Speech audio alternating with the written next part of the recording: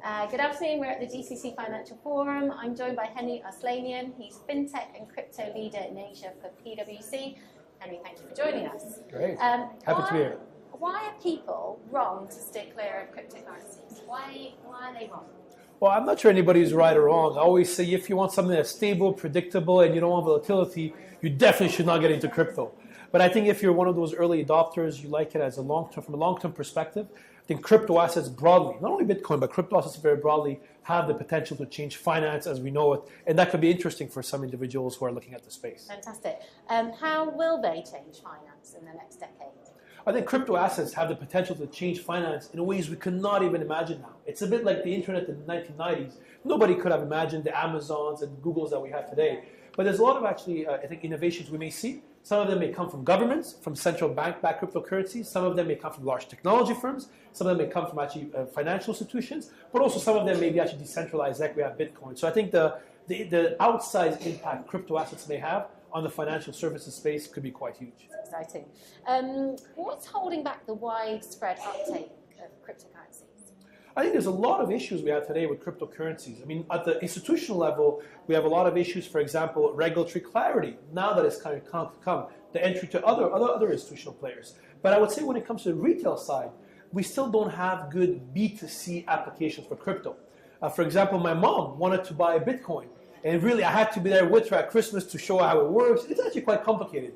And I think this is going to be at one point, this is like the early days of the internet. Yeah. Today, when you open your phone, you browse the internet, you never think about the protocols behind, you never think about how it operates behind the scenes. I think hopefully we'll get to that level with crypto assets over the next coming years as well. So, we're still the early days, but a lot of exciting things to come. Did your mom get her Bitcoin for Christmas? Oh, absolutely. She got, my mom never understands what I do. So actually, for once, I had a chance to go and actually buy her first Bitcoin. And she was quite interested. Actually, now she follows the crypto markets now and often asks me for advice on it, which is quite funny. We'll get her to come and talk at the conference. What do you think will be the next big advance in FinTech, and how is it going to change the world? Absolutely. I think, and this is actually the next topic of my next book that is coming out this summer, but I really think the big innovation we're going to have, the big impact, is going to be the combination of FinTech, crypto, and AI that together will not have a 1 + 1 + 1 = 3 relationship, we'll have a 1 + 1 + 1 = 300 relationship. And that's actually a combination of some of these new technological innovations that will really have an outsized impact on many things. For example, let's think about today. I can use a FinTech for a lot of my activities, the crypto and AI, but we will move to an era where, for example, as a consumer, today I share my data with technology platforms, but I don't get compensated for it. I'm just able to use their platform.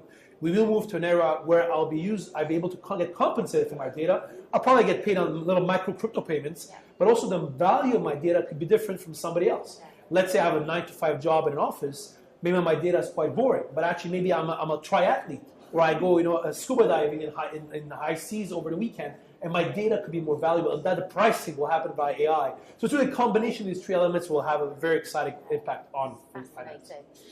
Choose one and tell us why. Better governance, better education, or better tech? Oh, that's tricky. I would go with better education.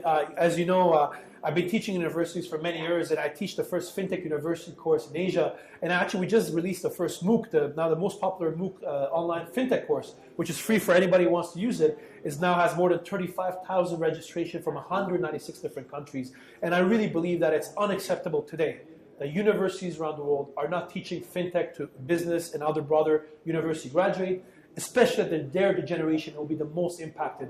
I think we fail as academics and as professors and the broader financial services industry in not giving them the tools they need and to get ready for the change, and the pretty big change that's coming ahead. Education is key. Always. Henri, thank you very much. Pleasure being here. Thank you for having me. Thank you.